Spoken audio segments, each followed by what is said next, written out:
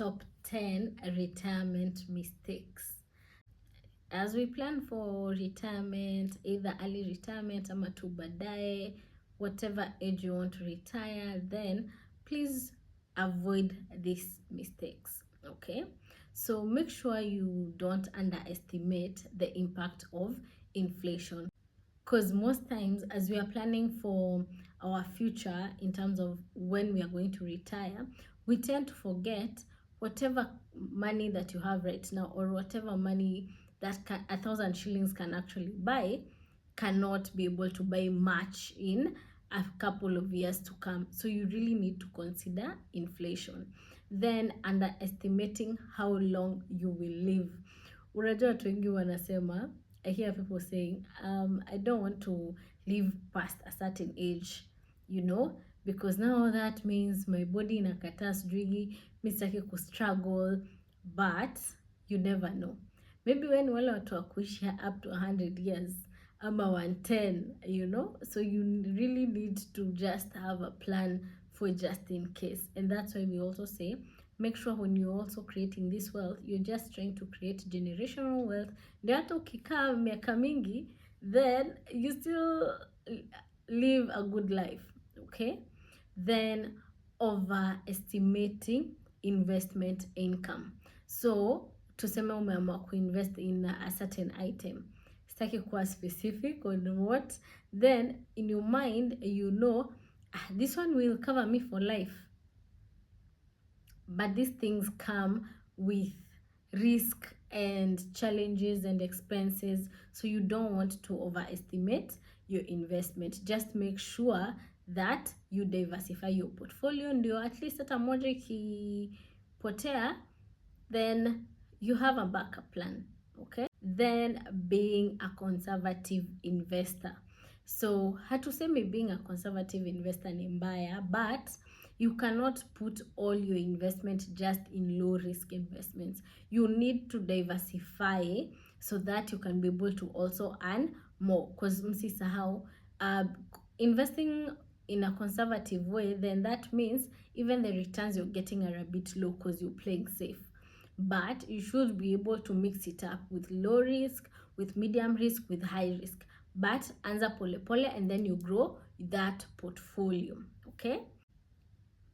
Then setting unrealistic return expectations. Now, this comes to when people are investing, because most people right now, they just want to hear money market fund, T-bills, sana T-bills, because they are short term. But then you forget, what about the long term?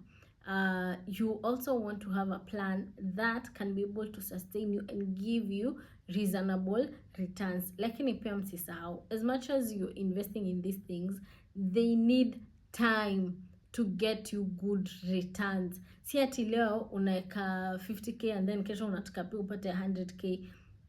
It doesn't work like that. You have to give it time, cause sawa inaweza fanya hivyo, lakini when maybe you want to either sell it or buy it, the returns have already changed, you know, because of the market performance, economics, everything, it affects it. So don't set unrealistic returns just because you know and you want to be comfortable because it's currently giving good returns. You never know. Then forgetting health costs.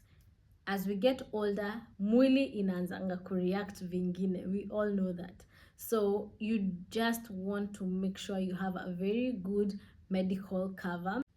So if you currently have NHIF, you can also try and consider looking at having an insurance health cover, and majorly focus on inpatients, you know, because inpatient ndio huwa ina cost pesa mingi. Like basically ukilazwa hospitali, it costs you so much, so you want to concentrate more on that, okay?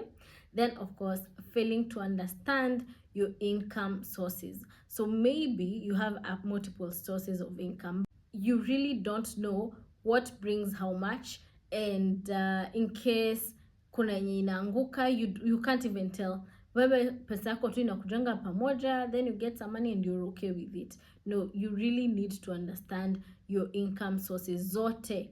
How much is it bringing, even during low season, high season, sa zile things are okay, see low season, see high season, how is it still performing, so that you can gauge kama bado your income will be stable. So you really need to understand that. Okay, then heavily relying on public options, or basically kama when you're employed, they are given benefits. For example, you might be employed and you're being offered health insurance, you're being offered a plan for retirement, so you find the company also contributes some money towards your retirement. Don't be comfortable. You can always start with another plan we mwenyewe, just to maximize, because when you get to retirement you don't know if kutakuwa na either back and forth ama delays, and you're already at retirement, because at the end of the day you really need that money at that time.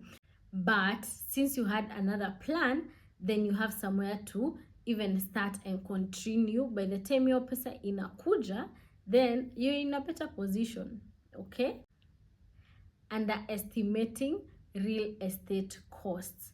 Now, as much as we love real estate, I do love real estate, but then also don't forget, for real estate to bring in money and create more money for you years and years, and also create generational wealth, you really need to understand the cost implications that come with it, in terms of maintaining that house, renovation of that house, rebuilding of that house, cause at the end of the day hiyo nyumba haitasimama hivyo forever.